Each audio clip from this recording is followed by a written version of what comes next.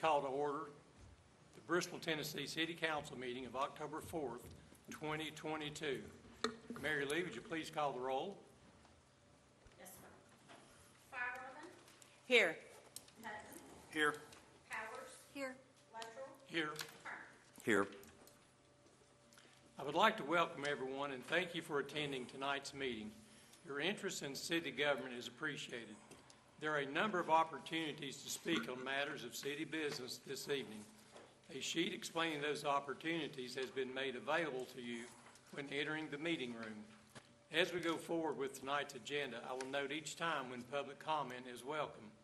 In addition, a sign-up sheet has been provided as you enter council chambers for those individuals desiring to address City Council during the appearance of citizen sections of our agenda. At this time, I would like to ask Fire Chief Mike Carrier to lead us in our invocation. And following our invocation, I will lead us in the Pledge of Allegiance.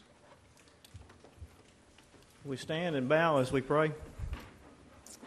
Most kind and gracious Heavenly Father, as we come before you tonight, we just thank you, God, for all of your mercy, all of your goodness, all of your grace. Lord, we thank you for the abundance of blessings that you've poured out upon each of us. Lord, we thank you for life itself. We thank you, Lord, for the measure of health that we need to be able to carry out the duties that are before us and carry out your will in our lives. Tonight, Lord, as we come before you, we just thank you for all that. And I pray tonight, Lord, for this mayor. I pray, Lord, for all these city officials that are present here. And I pray particularly for this council. I pray, dear God, that you would just give them a gracious portion of your wisdom as they make decisions. Help them, Lord, to be able to govern during difficult times. Help them, Lord, to be able to work in harmony. Help them, Lord, to be able to see what is good and what is right. Help them, Lord, to be able to gauge the welfare and the needs of the citizens they serve. And tonight, Lord, as we come before you, I pray for this agenda and these items that are on that agenda. I ask, Lord, that you would just show them what would be in keeping with your will and what would be the best for the welfare of the people. And I pray all this in Jesus Christ's name. Amen. Face the flag. I pledge allegiance to the flag of the United States of America and to the republic for which it stands, one nation, under God, indivisible, with liberty and justice for all.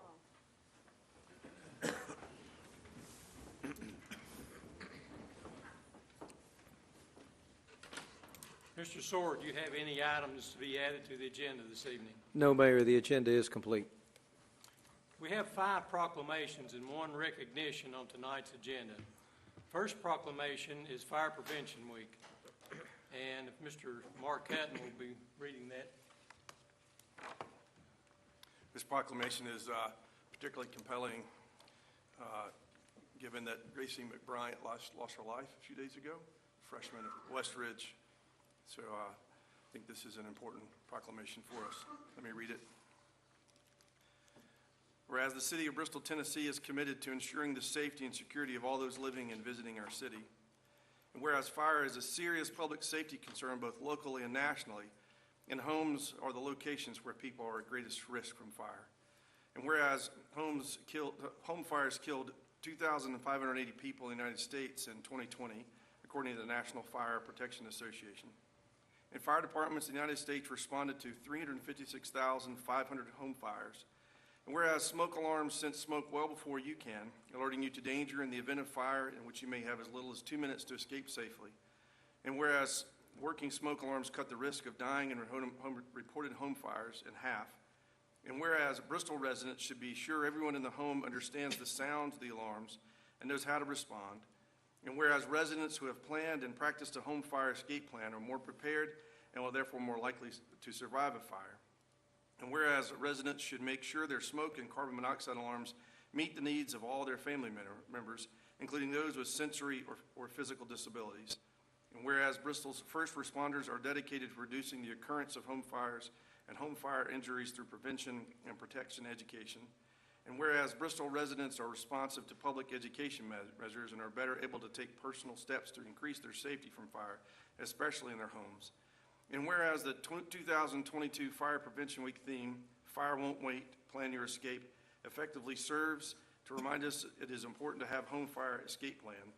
Therefore, be it resolved that the Mayor of Bristol, Tennessee does hereby proclaim October 9th through 15th, 2022 as Fire Prevention Week throughout this city, and urge all the people of Bristol to plan and practice a home fire escape plan, Fire Prevention Week 2022, and to support the many public safety activities and efforts of Bristol's fire and emergency services. At this time, I'd like to ask Battalion Chief Alan Howard to come down to receive the proclamation and then address council on the educational activities offered during this week.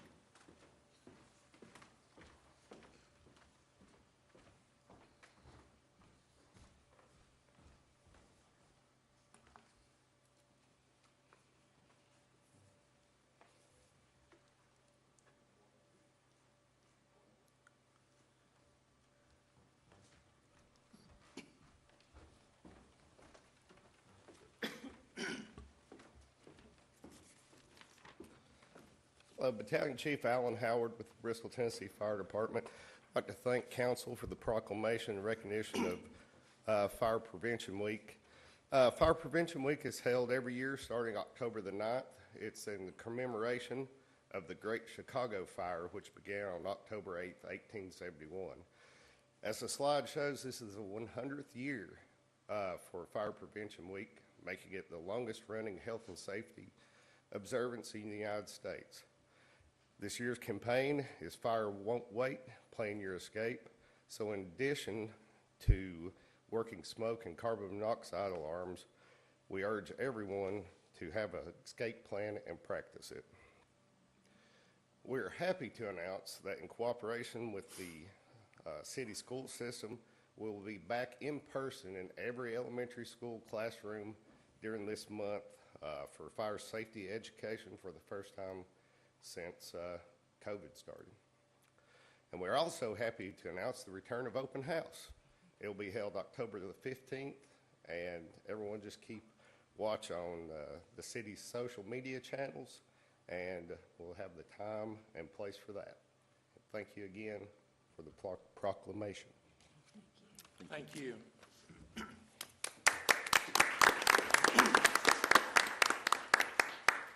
Next, we have a proclamation designating the month of October 2022 as Community Planning Month in Bristol, Tennessee.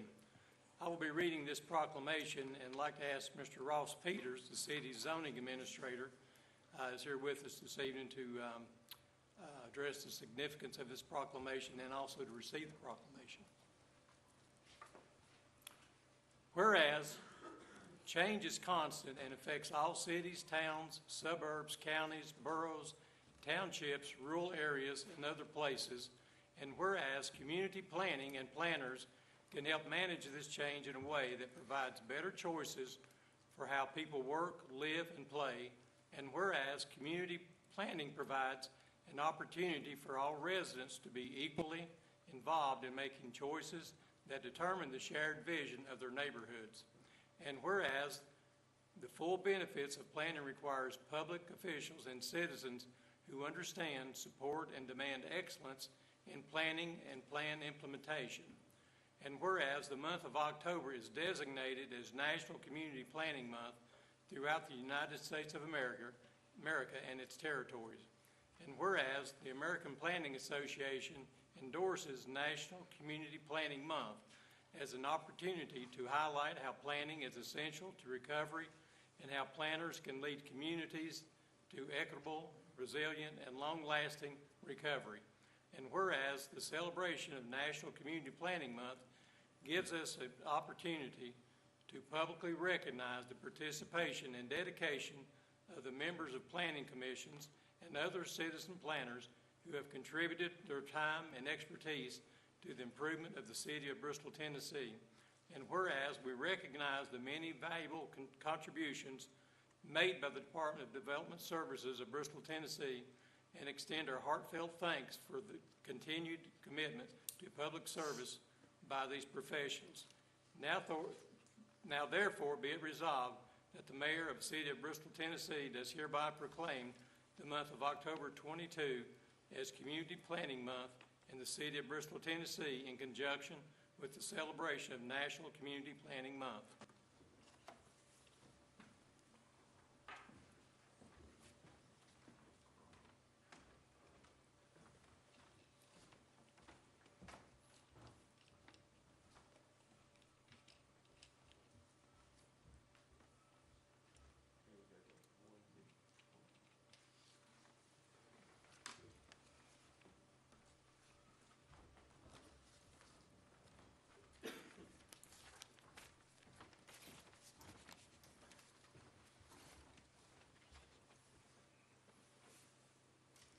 Good evening, Mayor Luttrell and City Council members. Thank you for taking the time tonight to recognize October as Community Planning Month and for the ongoing support you provide to both planning activities and to planning staff in the City of Bristol. Community Planning Month is a time when Bristol joins the communities across the country to acknowledge the lasting value of comprehensive planning processes to help grow, define, and shape our city into a great place to live.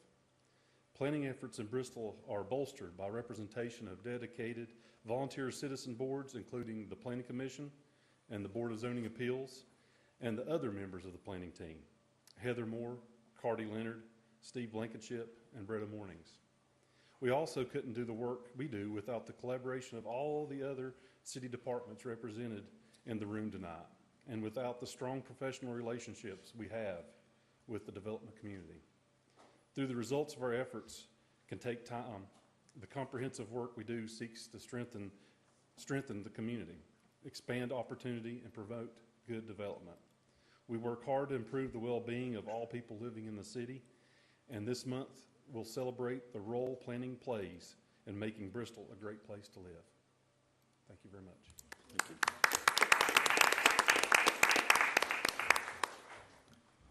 Next, we have a proclamation designating October 17 through 21, 2022 as Celebrate Babies Week in Bristol, Tennessee. I would like to ask Councilwoman Lee Powers to read the proclamation. Ms. Beth Huber, Training and Technical Assistance Coordinator for the Association of Infant Mental Health in Tennessee, is with us this evening to accept the proclamation. Thank you, Mayor. I'd just like to say, we have all these proclamations at our meetings, and I know a lot of times people don't really understand, why we have so many. This is our opportunity for public education. We've heard tonight about what our planning department does and how integral that is. We've also heard about fire safety and how important that is. And for those of you that are here in attendance and for those of you watching and streaming from home, a lot of people may or may not understand these basic things that we're talking about. So it's a great opportunity for public education. The proclamation I have to read this evening, recognizing Celebrate Babies Week, it sounds like one thing, but if you'll listen to the proclamation, it's going to discuss several others. Whereas the Association of Infant Mental Health in Tennessee is dedicated to the improvement and celebration of healthy social and emotional development in babies, it sees the value of investing time, resources, and awareness into infants, toddlers, and families for the future of our wonderful state. And whereas there are 80,000 babies born in Tennessee every year, and whereas to create a bright future for Tennessee and its families, we must ensure that all of our children are given the best possible start. And that begins with early relational health. And whereas scientific research points to the earliest years of life as the most critical for social and emotional development, forming the brain connections that build the architecture for future growth. And whereas the most crucial ingredient in laying a healthy foundation is caring, nurturing relationships with parents, caregivers, teachers, professionals, and the community as a whole. And whereas there can be a celebration of diversity with outcomes that are equitable and inclusive for all of our precious Tennessee babies, providing a sense of belonging for future generations, and whereas through intentional community outreach, networking, education, intervention, and policy awareness, babies, their families, and those that support them through Tennessee are all celebrated. Now therefore be it resolved that the Mayor of the City of Bristol, Tennessee does hereby proclaim the week of October 17th to the 21st, 2022 as Celebrate All Babies Week in the City of Bristol, Tennessee.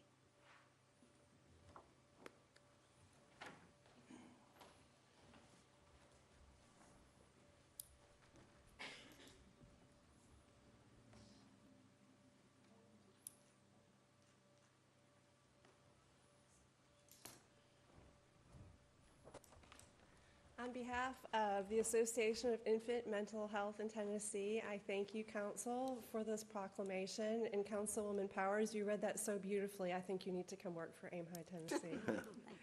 So during the month of October, we are celebrating we celebrate babies all year round. But during this month, we do some extra things to support not only the babies in Tennessee, but the professionals who care for babies.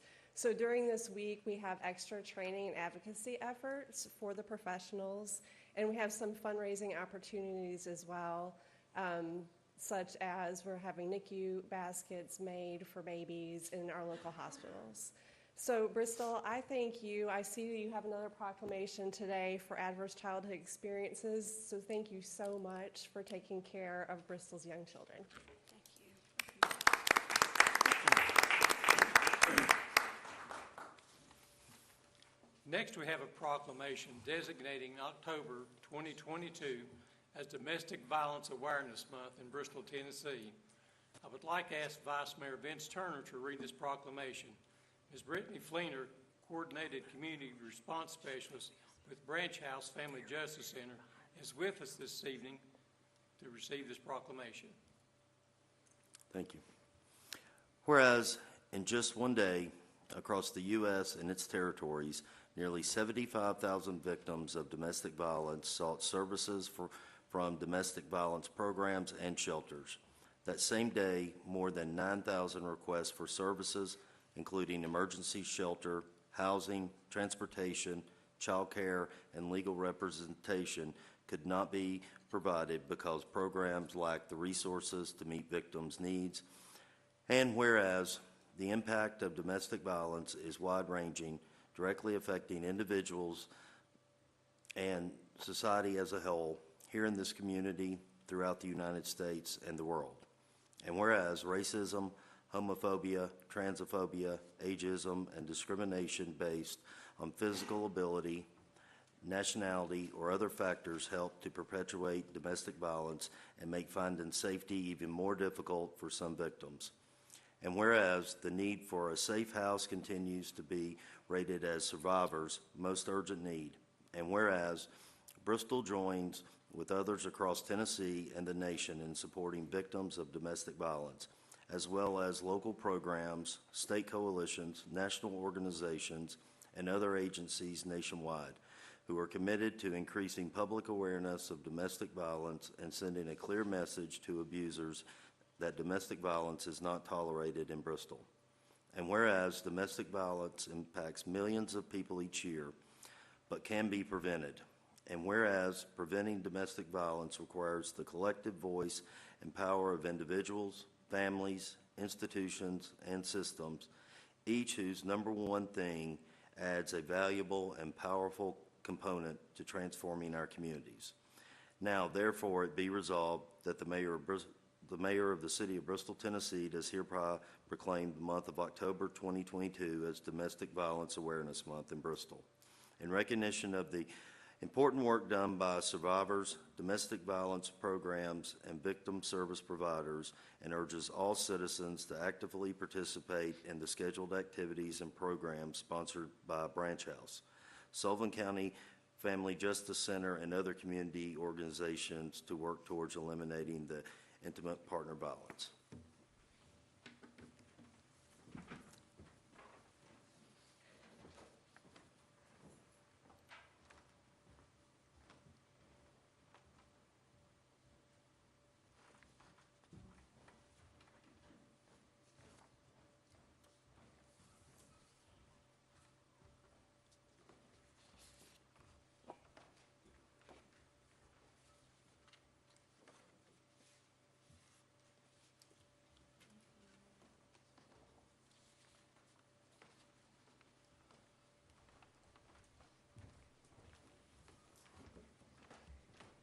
Thank you, Vice Mayor Turner, Mayor Luttrell, and City Council. It is an honor to be here tonight with our partners from Abuse Alternatives, to accept this wonderful proclamation. Domestic violence is a widespread public health issue that is happening in towns and cities across our nation. Branch House has only been open since 2018. And in that time, we've worked with over 2,200 victims of interpersonal violence in and around Sullivan County. And that's why we're so excited to bring the #OneThing campaign to our region for Domestic Violence Awareness Month. And this campaign is essentially asking everyone to pledge one thing that they can do to either support a victim, spread awareness, or share resources for domestic violence victims. Because our collective voice can truly make an impact, and it can essentially save lives. We also want to thank the Bristol, Tennessee Police Department for their continued partnership, their compassion, their professionalism, and dedication in working with domestic violence victims. And that's evident in one of the recognitions that will be taking place tonight. We also want to thank the city as a whole for continuing to support our mission of empowering and supporting survivors of domestic violence and sexual assault, because everyone deserves to be safe at home, and Bristol truly is paving the way and setting an example for other places. And it's truly an honor to live and raise a family here, and we thank you all very much for this.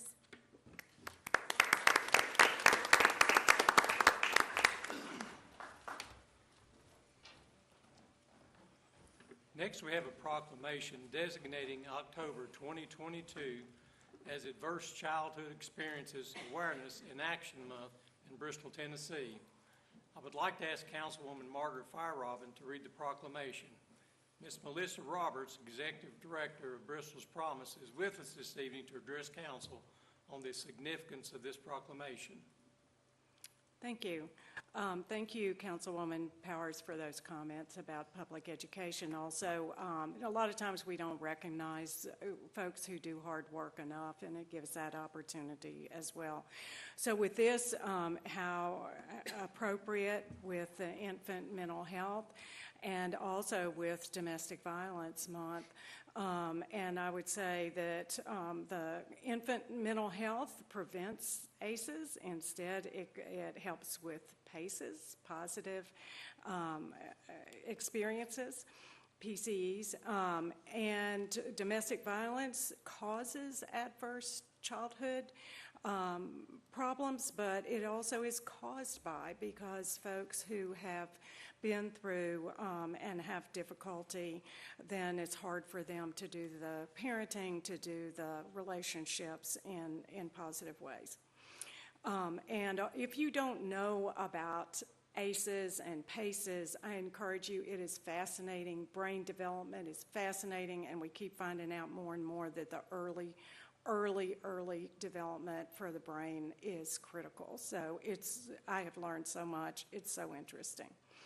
Whereas adverse childhood experiences, ACEs, such as poverty, racism, abuse, neglect, a parent who suffers from substance abuse or mental illness, and unsafe neighborhoods are harmful events that happen during childhood. And whereas studies in the fields of neurobiology, psychology, epigenetics, child development, and medicine, among others, show that ACEs create toxic stress in children, significantly increasing a person's risk for chronic disease, obesity, premature death, mental illness, substance abuse, incarceration, and becoming a victim of violence in adulthood, and can be passed on to the next generation.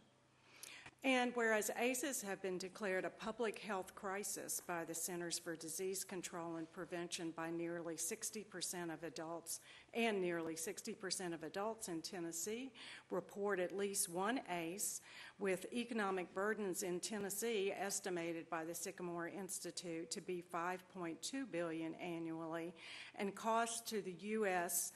Across the U.S. are estimated in the hundreds of billions of dollars each year. And whereas positive childhood experiences, PCEs, such as feeling safe and protected by an adult in the home, relationships with at least one responsible non-parental adult who is involved, or feeling a sense of belonging to a larger group, are supportive systems that can offset ACEs. And whereas research shows that adults who reported high numbers of ACEs but also high numbers of PCEs reported 72% lower levels of adult depression and or poor mental health, and a 1,200% greater chance of a child flourishing. And whereas by working together through innovative, collaborative approaches to prevent or mitigate negative effects of ACEs that can help individuals build resilience to adversity through safe, stable, and nurturing relationships at home and in the community. And whereas in 2019, through Bristol's Promise, Bristol launched a trauma-informed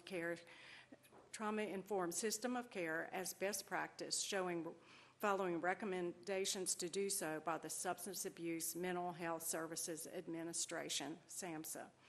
There, let it be resolved that the Mayor of Bristol, Tennessee does hereby recognize the month of October 2022 as PACES Awareness Month, and Thursday, October 20th, as PACES Action Day in Bristol, and encourages all residents to become informed about the impact of ACEs and toxic stress and learn of the PCEs that promote prevention, healing, and resilience in children, adults, and communities in order to build a stronger and healthier Bristol. This proclamation indicates our commitment to exploring ways to make Bristol a resilient community for all its citizens. Signed by Mayor Malin Luttrell.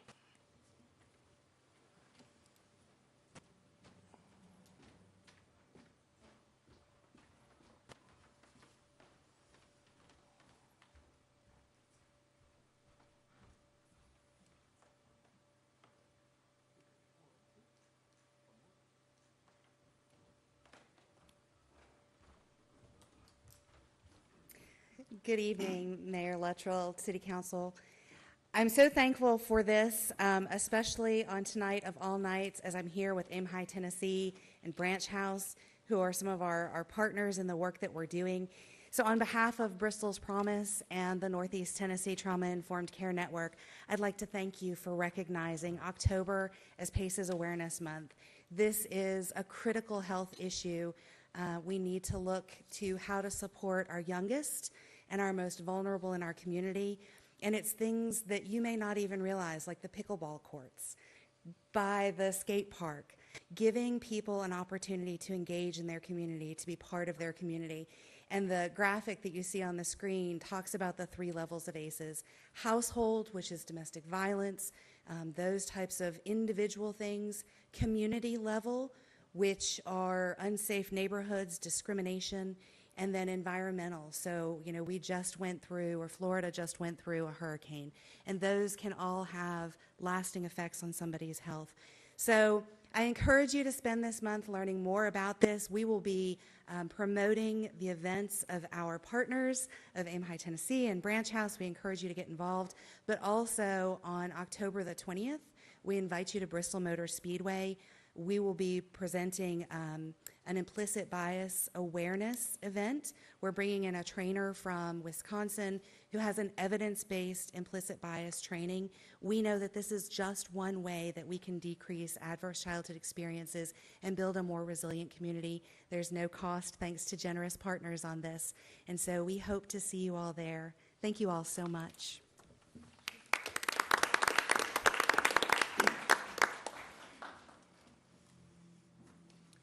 We'll move on to recognitions. Next, the city has over 350 full and part-time employees that serve the community on a daily basis. We frequently hear of employees that go above and beyond in their service. To that end, the Bristol First program has been developed to recognize their efforts. Tonight we honor our latest recipient of the Bristol First Award. Ms. Ann Dunham, Digital Media Communications Manager with the city's Department of Community Relations, is present to give us a brief overview of the program and announce tonight's award winners. Ms. Dunham. Thank you. Okay, as noted earlier this evening, October is Domestic Violence Awareness Month. Therefore, it is entirely fitting that tonight's Bristol First Award is being presented to a city police officer for his exceptional service to a domestic violence survivor who we first met nearly a year ago. Many aspects of this case are quite disturbing, but some detail is necessary to understand what Officer Cody Peters encountered when he arrived on scene last October. The apartment reeked of gas because the suspect in this case had poured fuel on his victim and was attempting to set her on fire. Officer Peters rushed into the home and, following a considerable struggle, was able to tackle the suspect and remove a lighter from his hand. The suspect was arrested. The victim was treated for her injuries, but the story doesn't end here.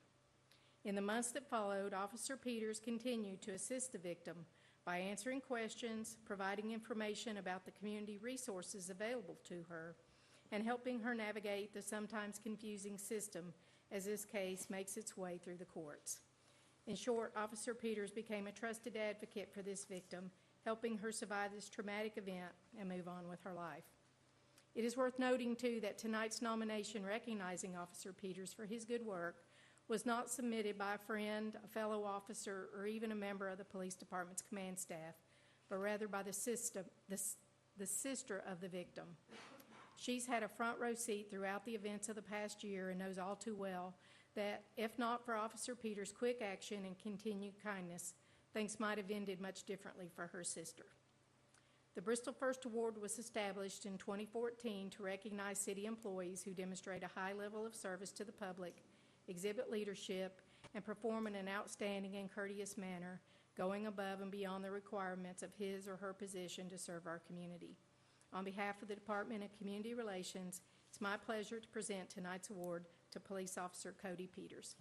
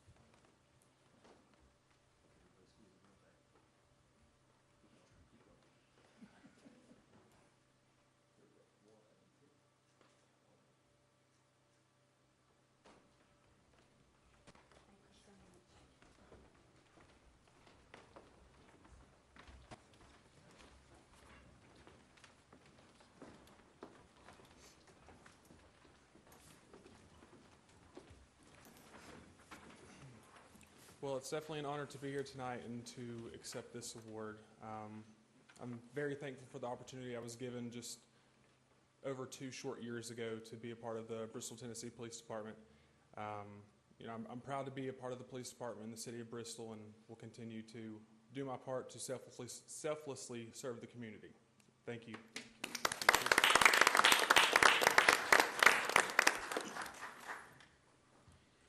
Again, I'd like to just say a few things very quickly about the significance of this event and the quality and the courage that it took Officer Peters to successfully end this situation without injury. You know, we look at these things all the time, and I'm proud to say, as a member of the Bristol, Tennessee Police Department, the level of training and will that our officers exude each and every day. Officer Peters, in this case, exemplifies all of those attributes that you think of as a policeman. You know, in this case, at the moment that happened, he had to think in just a split second to make a decision that he put his own life in peril to save somebody else. You know, you look at this, and again, it's not just, and I want to talk about it. We have the utmost and the best training around, but it takes more than just the training that they learn. It takes the courage that he exuded in this situation because it wasn't just instinct. It wasn't just something that he had to do on the split-second moment without thinking about it. He acted and put his life in peril to save another, but yet in that moment, in that split second, he still had to think of all the different tools that he had on his disposal that he could use in that thing. He knew the taser that he had wouldn't work because it was fuel and the spark would set a fire. He knew that the gun that he was wearing couldn't work in that situation again because of the fire. So it wasn't it was a split-second decision, but it was a split-second decision through his training and, most importantly, his courage, that he still, in the face of that danger, knowing what it could take, went in covered with fuel inside a small space with a man standing with a lighter in his hand, took decisive action that saved her life. And not only that, again, what makes me also proud to stand to saying is that we don't just do things and then walk away. What he did afterwards, the going back to make sure that the victim got the services that she needed and deserved in those things, the compassion that he shows to the victim that went down, and it showed with the sister making this pledge to do for the Bristol's First Award, shows again the compassion that he has and that he did show in this situation. And Cody, and I say as your chief, but most importantly, as a citizen with you, I'm proud to stand with you.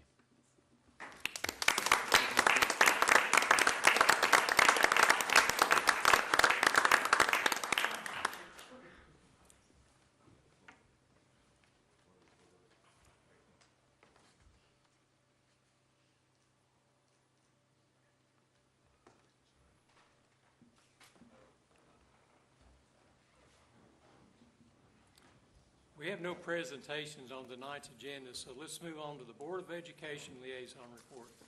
Dr. Tudor.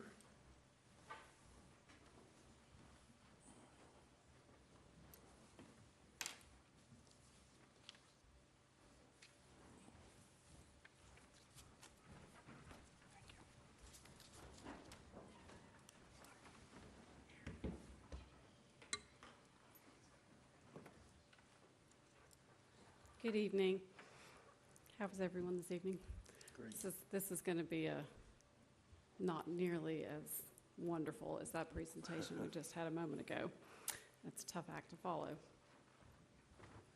You all asked some questions last month about our accountability and our data in light of some things that were out in the paper, so I thought that I would take you through a little bit of how our schools and our school district as a whole is evaluated. And so I just wanted to draw attention to initially that there are different components to evaluating each of our schools: achievement data, growth, chronic absenteeism, graduation rate, and ready graduate data. And I'm going to take you through each of those here to explain that. This is a little bit difficult to see, but you can tell for K-8 schools, everything except for the grad rate and ready graduate data is included in evaluating K-8 schools.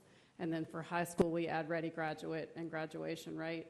And you can see how much each of those are weighted. So we talked about that a little bit last month, that achievement holds the greatest weight at both of those grade levels and grade bands.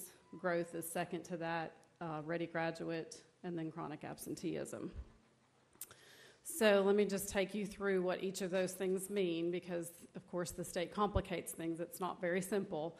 Achievement essentially is like a snapshot. It's a one moment in time how students do on a test. And so if you think of TCAPs that students take at the end of the year or end of a course if they're in high school, that's how they perform on that one test in different subject areas. So, and the goal is to hit a target. The state sets a cut score per se, and the goal is to hit that target, and that is how they're evaluated on an individual basis as in terms of proficiency. If they pass it and hit that cut score, then they're proficient. If they're below that, then they're not proficient and they're not essentially passing.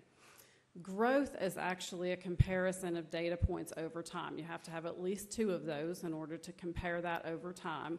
And it's really how our students perform relative to the rest of the state on that particular test in that particular grade level, as long as they have multiple data points.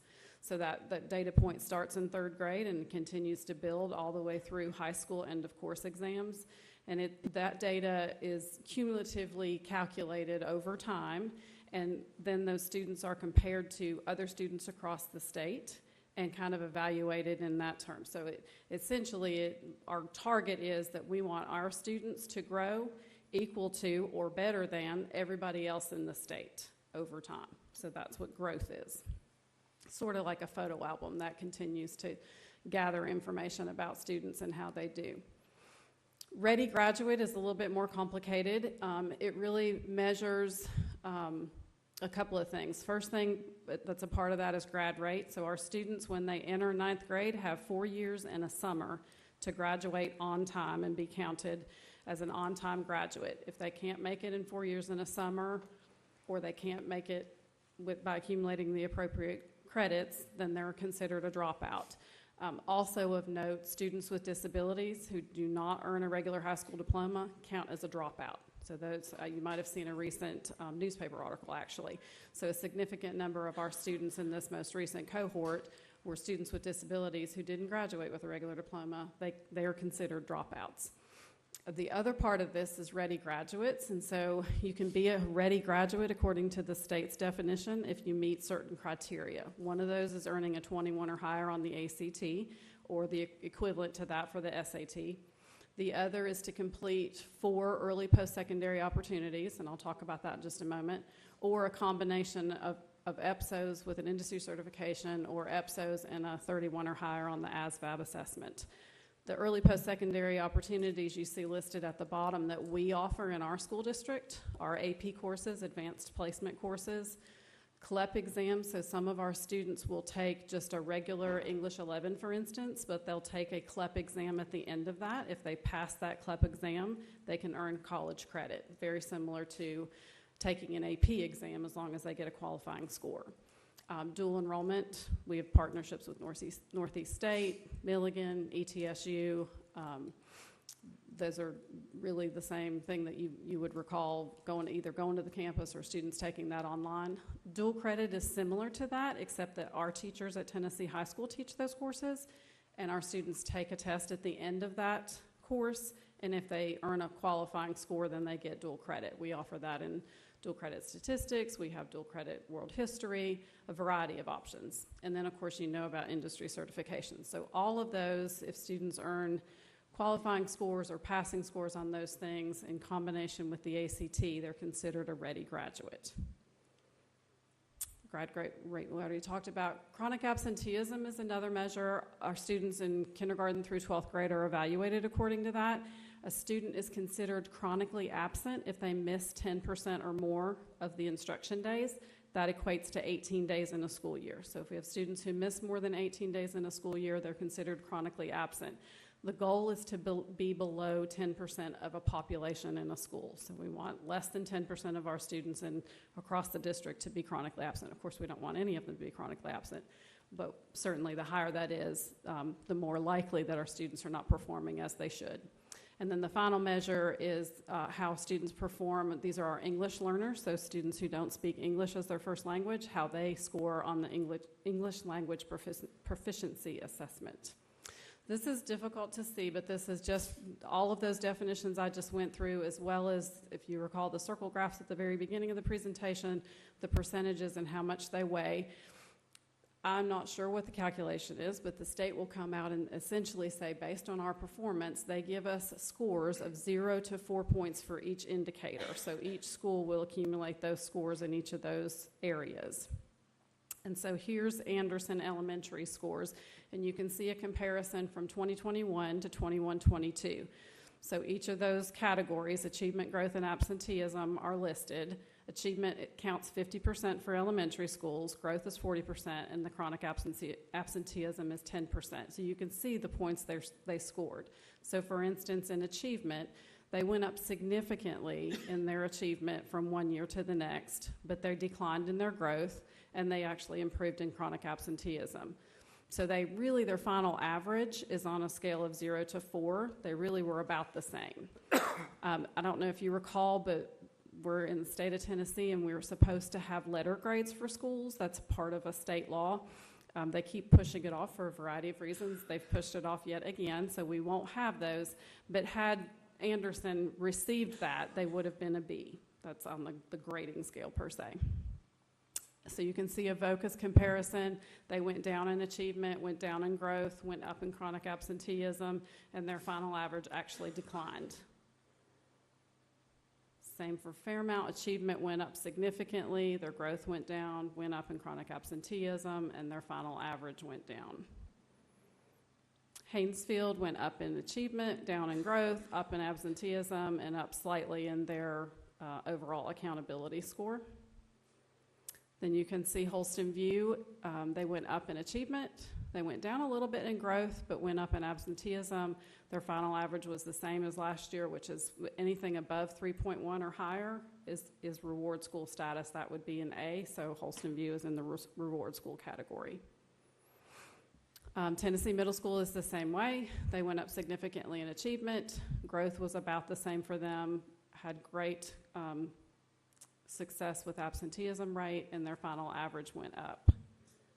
In comparison, Tennessee Middle School would be a C, so 1.8, they're below the 2. So for Tennessee High School, thinking back to all those things I said at the very beginning, they're evaluated on graduation rate and ready graduate as well as the other indicators. So they had significant growth in achievement.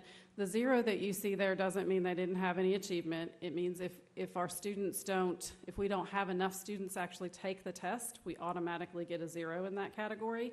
And that was the year of COVID when a lot of our students were not even attending school in person. So if we were below 95% participation rate for that test, they got a 0. I think they were at like 89% of our kids actually took the test. So that's what that 0 is. It's a little bit misleading. Growth declined just a little bit. Absenteeism was up a bit. And then grad rate went down a little bit, and ready graduate went down a little bit. But their overall final average is a 2.9, which is really just 0.2 of a point away from reward school status. So that's very good for high school. And then you can see Tennessee Online Public School achievement was up, growth was down a little bit, absenteeism was the same, grad rate was the same, ready graduate was the same, their final average was the same, so yet again they were a reward school. That's how they were calculated. So all of that combined is how districts are then evaluated. We don't get a letter score, a letter grade per se, but we are evaluated according to 4 different categories. We can either be exemplary, advancing, satisfactory, or marginal.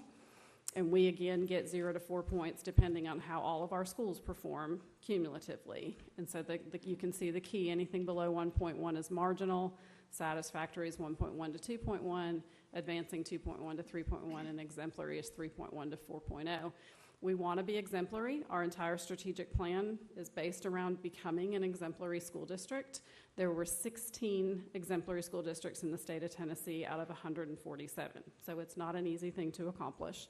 Last year, I think there were only like 6 or 7 of them that were exemplary. So here is our determination. You can kind of see where we were. In achievement, we went up slightly. In growth, we went down. In subgroup determination, we went down. But our overall average was exactly the same as it was the previous year. So we are in the advancing category, which, like I said, again, our goal is to be exemplary.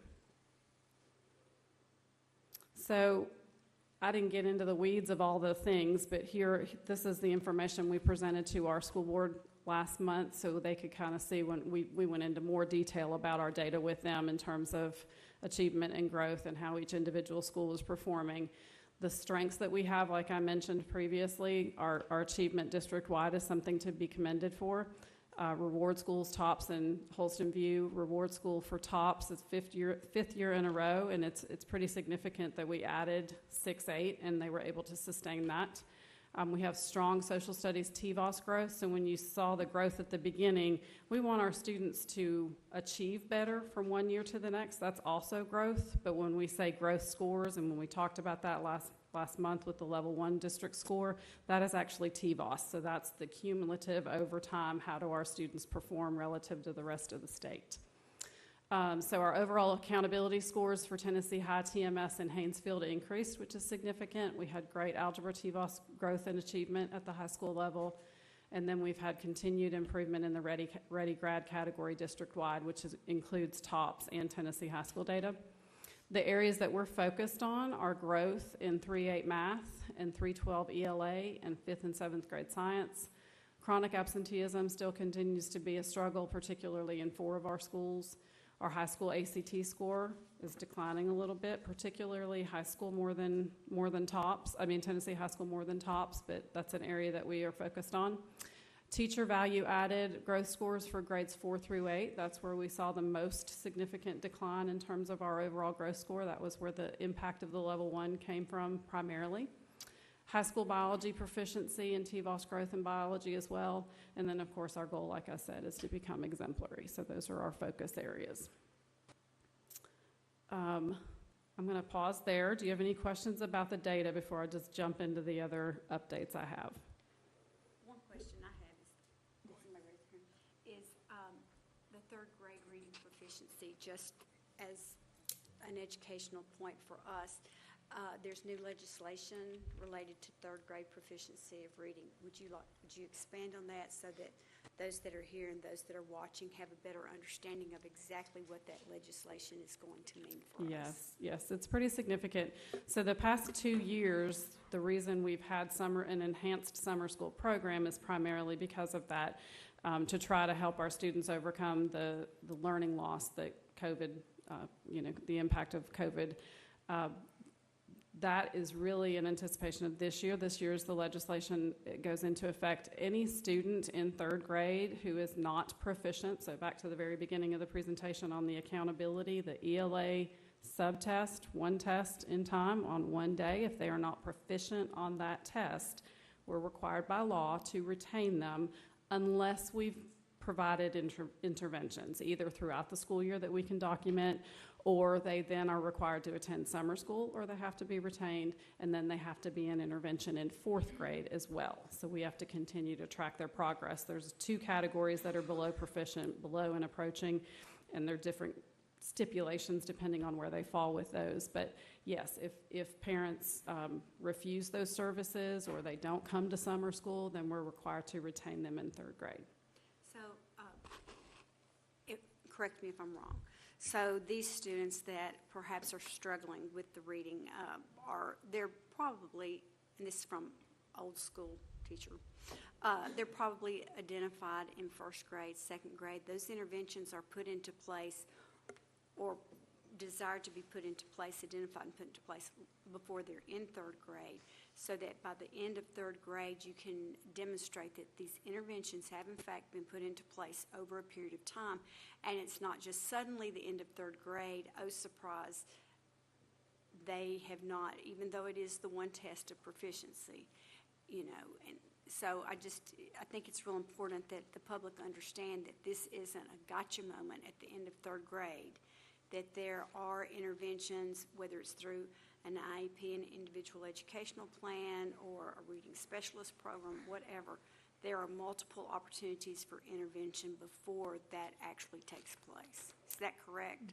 That is correct. However, I would say that we do have students who will not perform well on that test, and we will have no indication that they won't perform well. So I do think that in my opinion, is the flaw in this legislation. It's very high stakes. So how a student performs on one test, or for instance, if a student doesn't come and take that test and they don't make it up, we have to assume that they're not proficient. And then they're required to attend summer school. So I would agree with you that in most circumstances, we are very well aware of students who are struggling and need intervention prior to that time. But we will have some students who will not score proficient, and we didn't see that coming. So as a parent of a child that was not a good test taker, right, what is the recourse if you know that child can read proficiently, but perhaps they didn't test well, don't test well? Is the compensation then that they attend summer school, or what is the recourse for not performing well on this one and done test? They either follow the guidelines and either we put them in intervention, or they attend summer school, or there's an appeal process straight to the commissioner. So they can't even appeal to us. That's the legislation is written such that they have to appeal to the Tennessee Department of Education. That's tough. It is very tough, yes. And you're an educator, so you know that students are humans and they're complicated. And so a variety of data points is what is best to identify how students need support from us. And one test on one day in time doesn't always paint an entire picture. Like the whole purpose of showing you the data tonight is that our data is not boiled down to one TVOS score. There are multiple components to that. And so it's my opinion as an educator, and you are experienced in that area as well, that our students have a variety of data points. What a teacher says about their performance, I think, really should be held in high regard.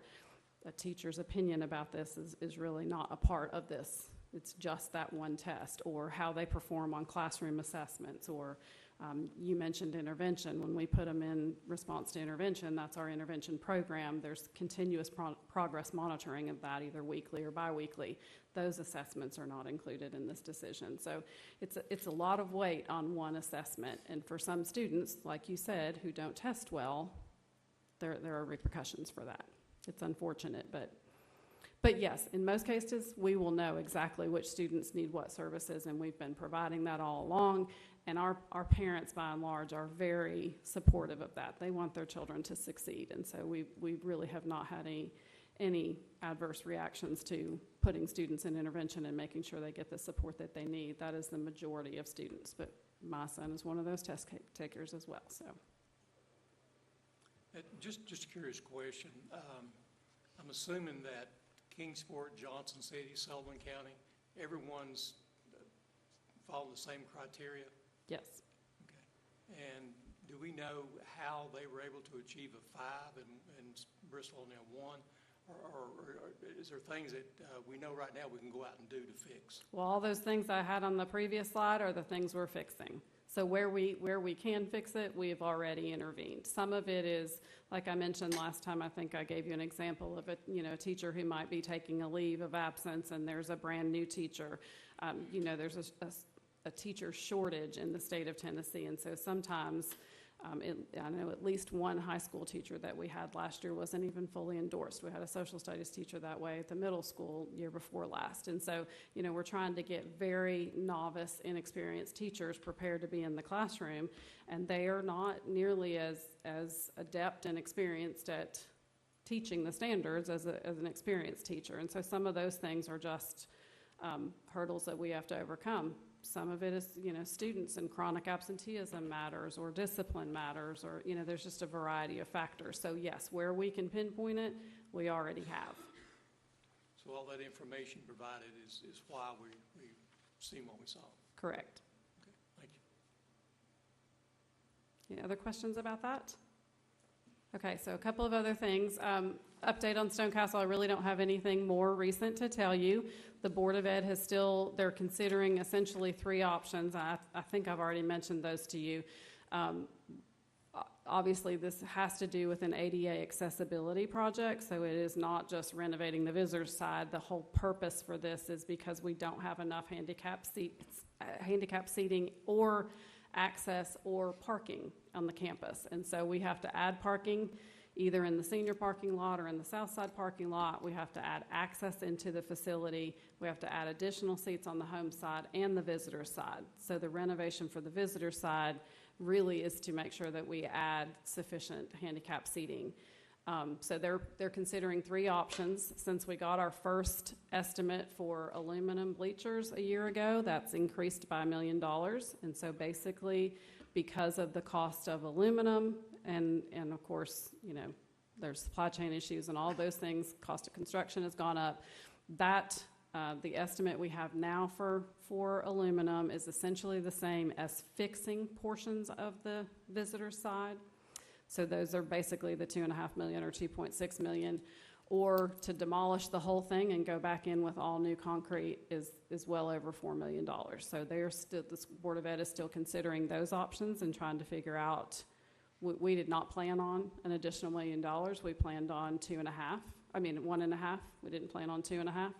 So they're going to have to figure that out and determine where we can put that in the timeline. And then, like I said previously, all of that has to be approved by OCR, and the timeline for that has to be approved by OCR. So that's all. I don't have anything more recent to tell you than that information. I'm happy to answer whatever questions you may have if I can, if you have specific questions.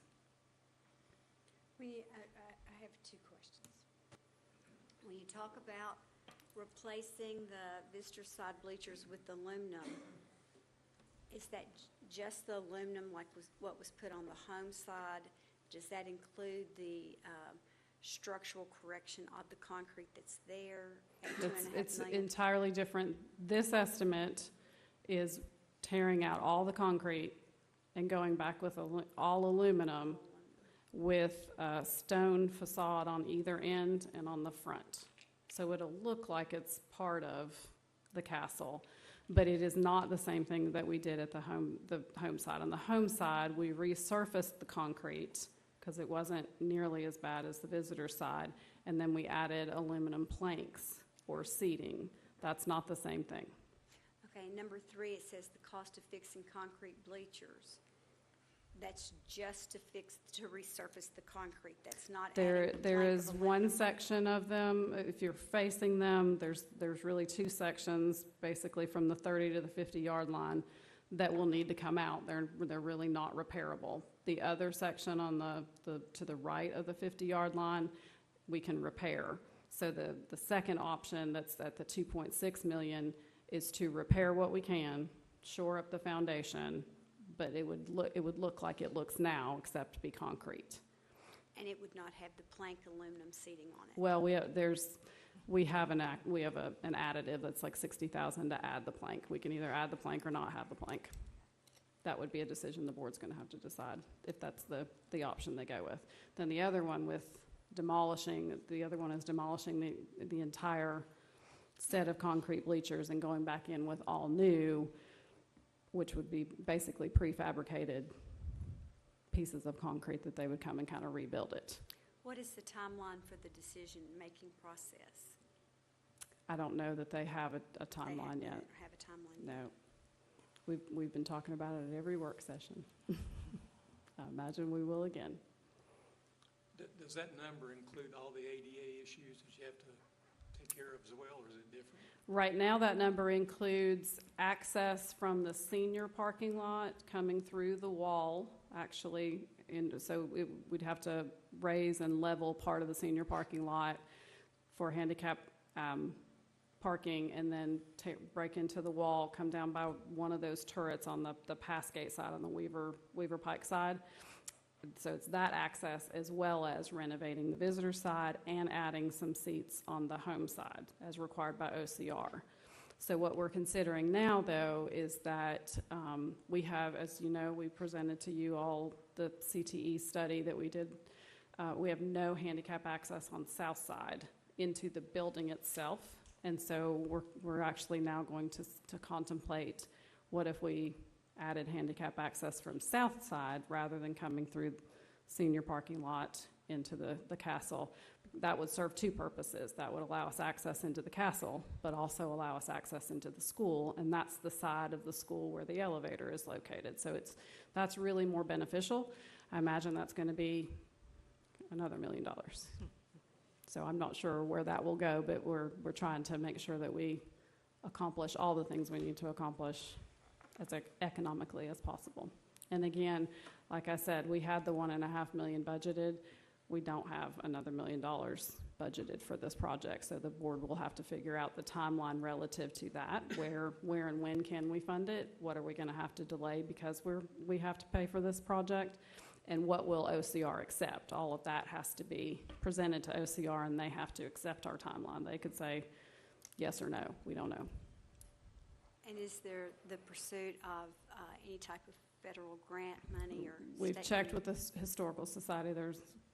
They don't have those anymore, apparently. They did at one point, but Do they have are there any ADA funds that could be accessed? not that we're aware of.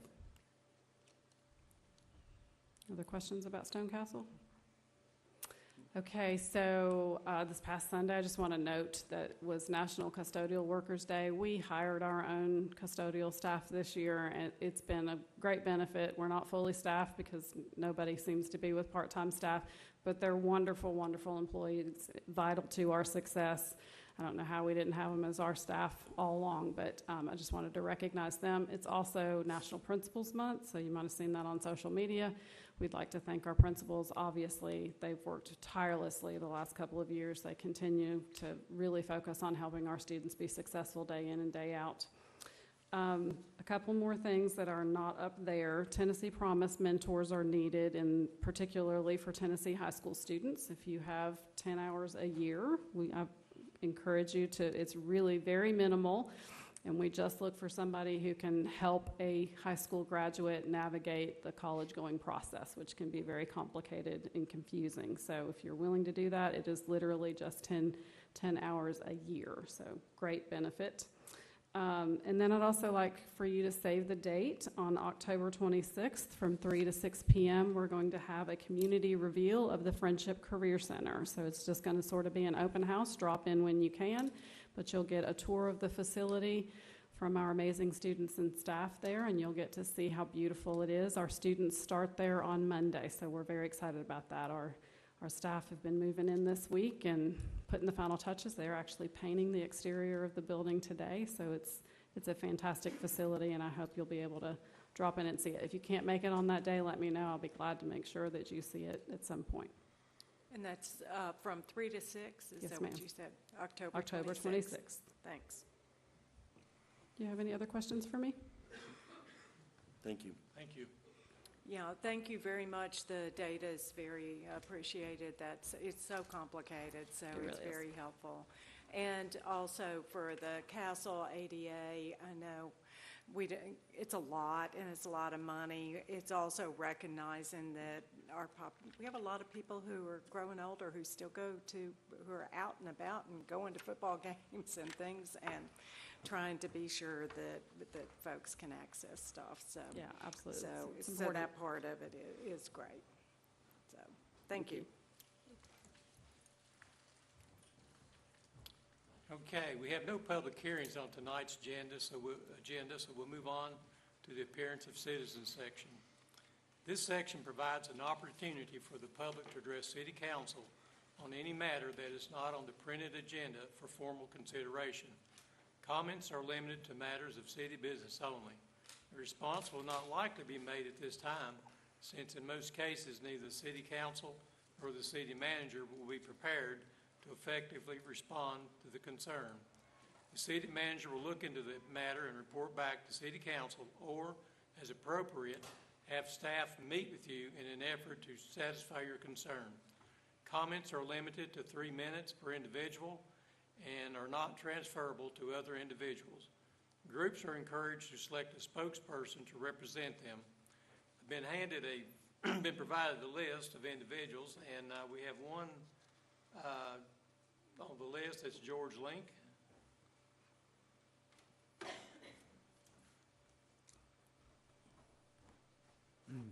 George Link, 307 Rutledge Street, Bristol, Tennessee. I just wanted to open up on behalf of the Skate Bristol community. Thank you all for making yourselves known to Tiersten. Tiersten, if you haven't met him, is our young adult advocate for the skate park. He's actually got a really good character about him. He's really willing to learn about city government, and tonight is his first city council meeting. So outside of that, just want to let you all know there's been a lot of positive activity with our community. We are partnering with some local businesses to do some fundraisers here soon. It's a gesture of goodwill. We don't just ask for a skate park. We're asking for a space to meet and to do what we do best. And our skate community is learning that we have to be good stewards of that space when we receive it. We're very grateful for our temporary skate park. We're grateful for Terry, even though we like to put his face on the cover of Thrasher magazine and put all over the internet. Expect to hear from Tiersten, and eventually you won't have to hear from me much more because, well, they're the ones that need to lead it. He's a really good character. He was selected because he's not just good with the adults, he's good with the real young kids. I explained to him earlier this evening about the importance of a helmet ordinance and why it matters with our liability insurance as a city. First thing that came out of his mouth was, well, I need to get a helmet and wear it in front of the kids. So that's the type of guy you'll be dealing with here soon. So I appreciate y'all's time. Support him. I'll be around too. Progress is working with the foundation grant. We'll know in first quarter 2023 what's going to happen with that, and I'll probably be asking you all about some demographic information here too. Thank you. Thank you. Thank you. Do we have anyone else in attendance this evening that would like to address City Council? Seeing none, next we have one appointment to be made to the Board of Zoning of Appeals. The appointment will be for a 5-year term ending September 30, 2027. The candidate is Ms. Catherine Steigers. Would anyone like to speak on behalf of the candidate?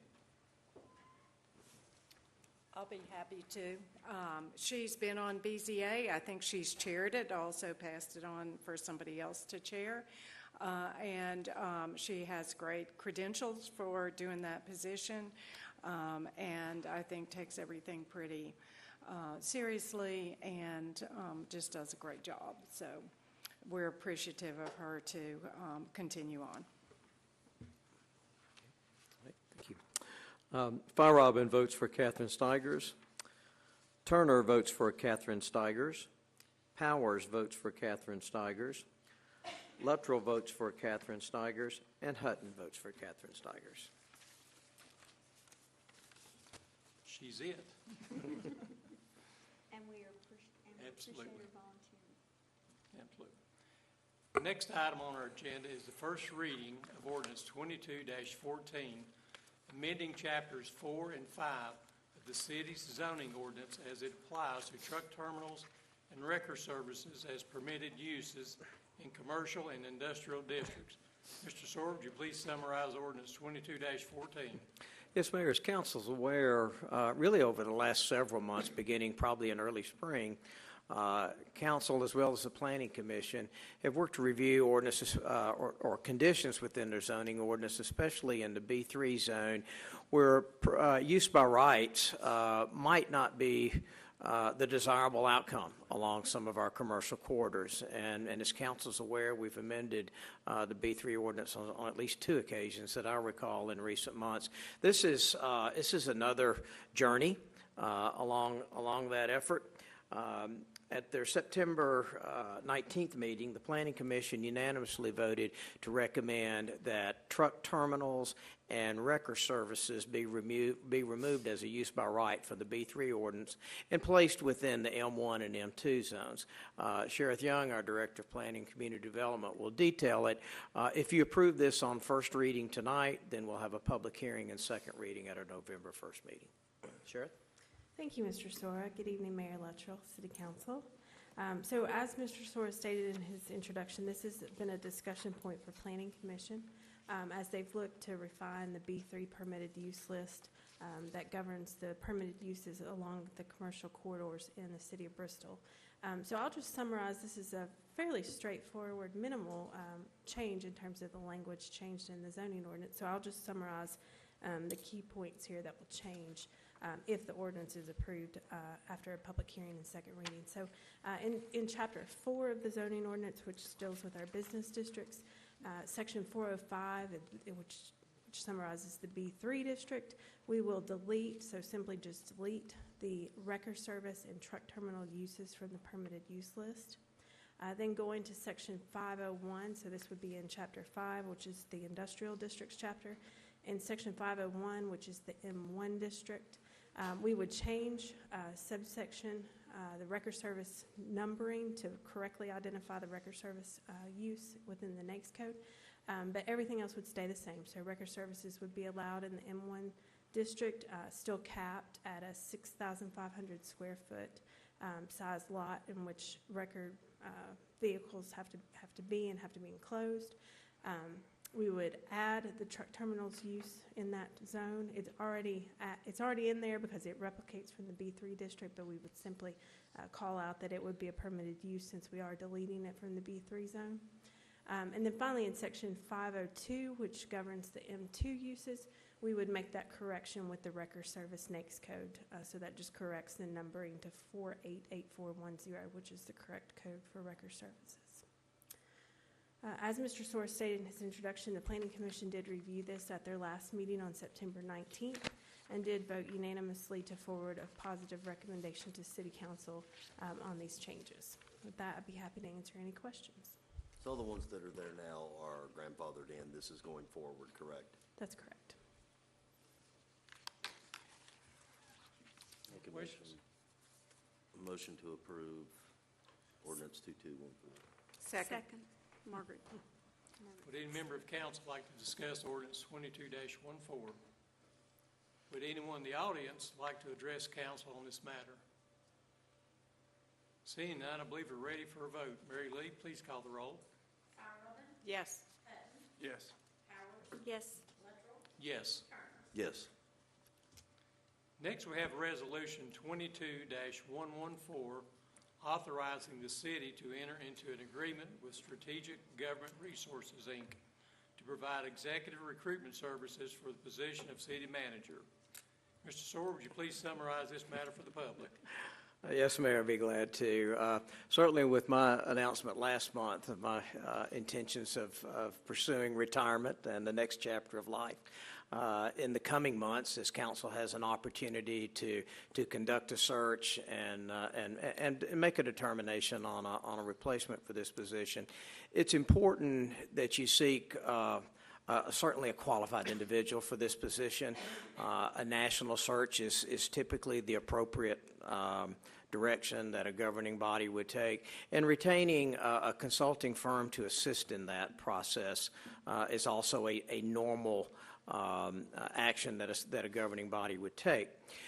And during our work session on September 27th, our Mary Lee Williams with our Human Resources Department provided you several options of firms that provide this type of recruitment service. Also, an option of the Municipal Technical Advisory Services, better known as MTAS, to assist in that search. Ms. Williams has contacted both MTAS and Strategic Government Resources, Inc. of Keller, Texas, which seemed to be the firm of choice that council preferred during our work session. Obviously, you need to formally consider that this evening. And she discussed the search and the partnership in the search with both groups, and both groups were certainly appreciative of that opportunity and welcomed the assistance of the other. SGR, if they're approved tonight, hopefully there can be a time identified this month in which they can spend 2 to 2.5 days with council and anyone else that council might deem appropriate to have a conversation about the types of attributes that you would like to see in your next city manager, what's the skill sets you would like to see. They will build a recruitment brochure around that and start the recruitment process. They'll also provide a screening of those applicants and bring perhaps a dozen of applicants that appear to be the most uniquely qualified based on the set of criteria and skill sets that council identifies as important, and then assist you in narrowing down that to 5. They will facilitate the interview process. They'll provide you with, if you desire, with a list of prepared questions to ask each candidate. They will assist in the background check of each candidate, and then negotiation of an employment agreement as the process moves forward. They will provide this for a not-to-exceed sum of $24,500, or $900, if I could read that on the screen. And then there's also some additional costs of between $1,750 and $2,500 for advertisement, placement costs, and so forth. Ms. Williams could add to my summary if you desire, or we'd both be glad to respond to any questions you might have. Nothing I had, all covered. Any questions from anyone? Motion to approve. Second. Would any member of council like to discuss Resolution 22-14? So this is huge. And so choosing city manager and working with city manager, and also working on the vision of our council city is key jobs for this council. So we appreciate Mary Lee Williams, the work that you did to bring to us quickly. So the different companies that do this kind of work, and several of us I've been through several city manager searches and different kinds, and other folks up here have been through at least one. And so, and Mr. Sore, we appreciate your expertise in valuing and suggesting the outside consultants supporting that, and know that you'll support that process as well. So just get ready. So thank you. It's going to be moving, so thanks very much. So will this be signed, I guess, by the end of the week, that we'll have the contract in place? And then have they given you any timelines as far as how soon someone can get here? So we'll sign the contract actually tonight. Okay. They're expecting, if approved, they're expecting a call from me, and we can start planning that 2.5 days right away. The main thing I will need from you all is just coordinating calendars and getting a date set so that we can get them in here this month. Right. And then guidance as to who all you want them to speak to while they're here. Okay. Anything else? Okay, Mary Lee, I believe we're ready to vote. Firewoman, Yes. Hutton, Yes. Powers, Yes. Littrell, Yes. Turner. Yes.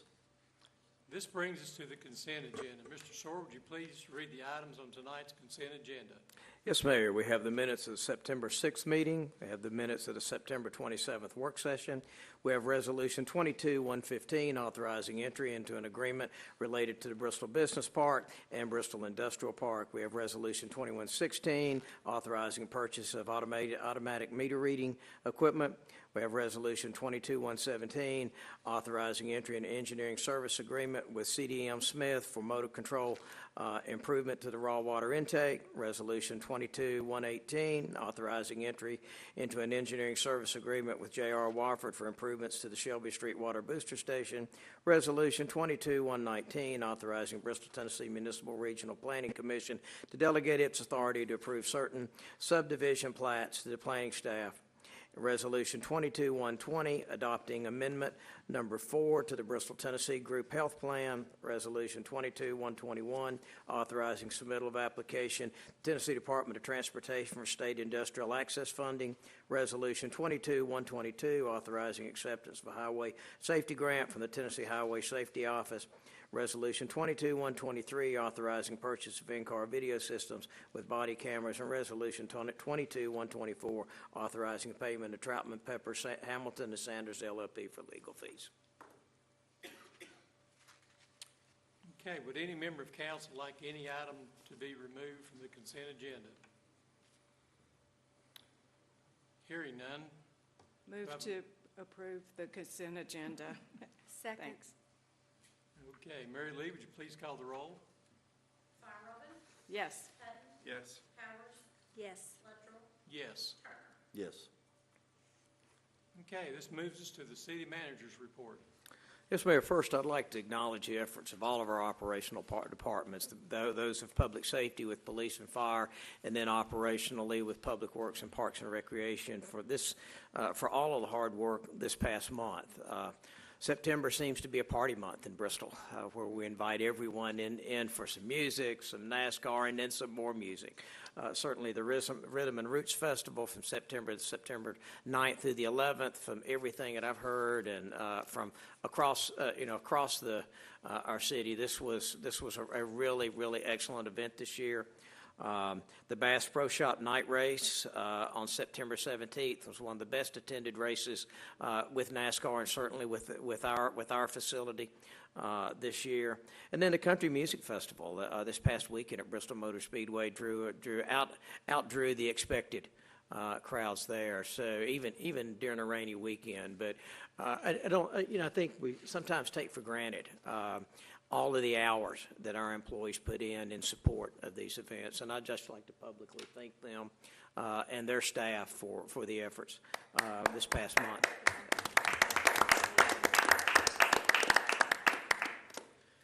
Also, East Cedar Street, and this is another round of applause. East Cedar Street is open from the eastern end, from King College Road to Virginia Avenue. This month, we'll also start the process of East Cedar from Virginia Avenue to 5th Street. So the first 2 phases are complete. This is the 3rd and final phase that will commence this month. Remind you of our October work session and our annex on later this month. I think it's maybe the 26th at 5 p.m. And then lastly, and this was more of a question, I know we've talked about bringing our boards and commissions reception back after a 2-year hiatus through the pandemic. We would like to offer the date of Tuesday, November 15th, the evening of, it would be from 5:30 to 7. We would probably end up at 6:20 with that reception. If there are no conflicts with that, we'll go ahead and nail that date down with the facility. Sounds like that's going to work, John. Thank you. And Mayor, that concludes my remarks. All right, thank you, Mr. Storer. City Council comments. Who wants to jump in first? I'll jump in. October 5th, tomorrow, we have a city council forum for our school board members, as well as city council, a reception beginning at 5:15 to 6 o'clock to meet and greet for the Bristol, Tennessee school board candidates, and then the forum to take place from 6 to 7 o'clock here at the Slater Center.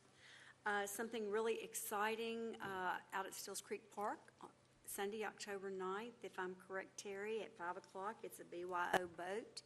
Bring your own boat, and they're going to get out on the lake and learn about a lot of the wildlife, plant life that surrounds the lake. Pretty exciting. The chief talked about the fire station or the commander for open houses on October 15th. November 3rd is a community meeting at 7 o'clock at the train station that's being put together by the Bristol Area Ministerial Association to talk about the landfill and to have public dialogue, which I think is just outstanding. November 8th, the greatest opportunity that we all have to have a voice in city government.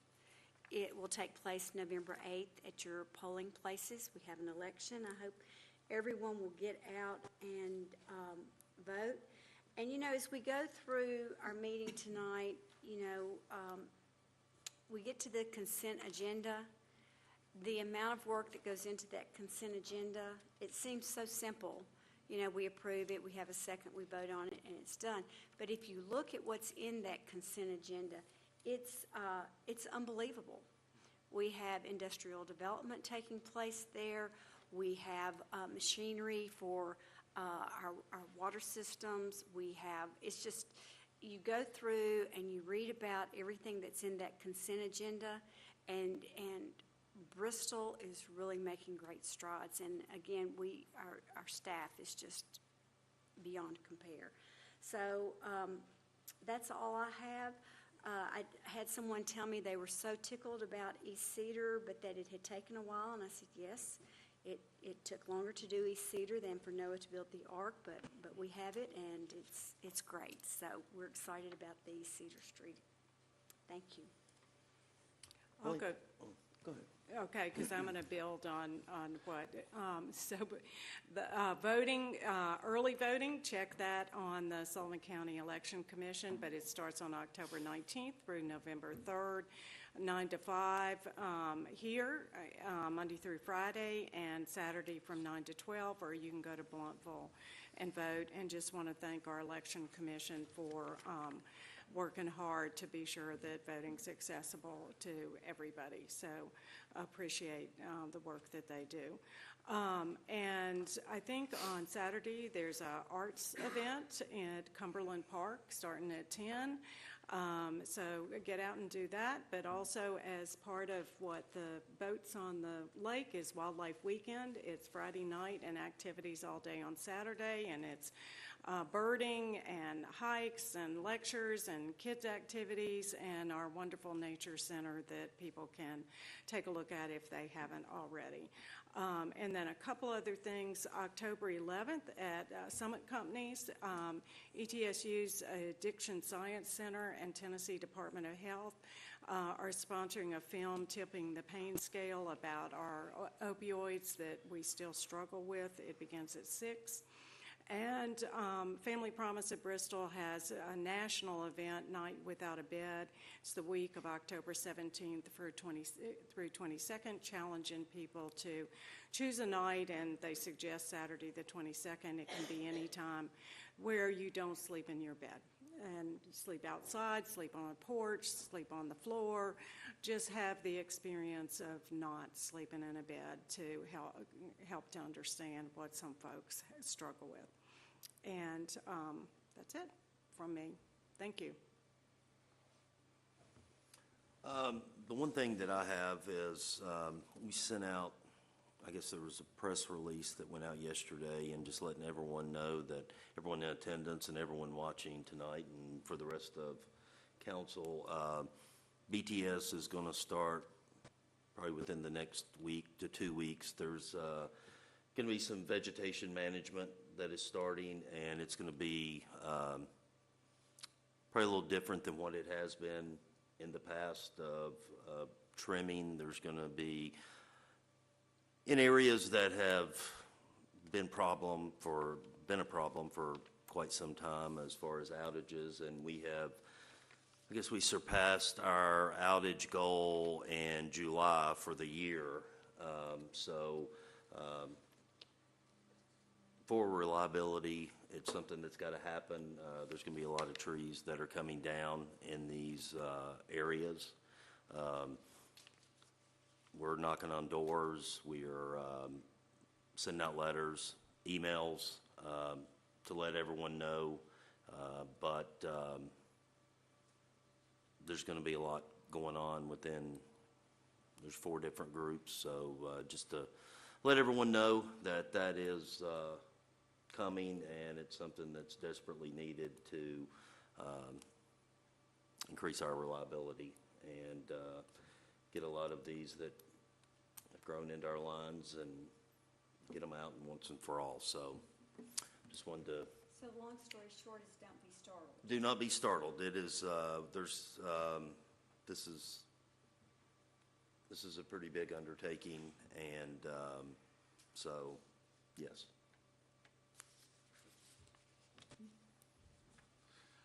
I think he left. I was going to recognize David Aker. Oh, he's still back there. He's here. Just thank you, Commissioner Aker. Dr. Tudor, thanks as well for giving us an update on Stone Castle and other things. I appreciate that detail very much. And we need to recognize Commissioner Cheryl Harvey, as well as Dr. Mike Browder with BTES. I can't see, like, people straight in front of me because of the light, so I didn't see you there. I'm sorry, Cheryl. Okay. Well, I'll call this meeting adjourned.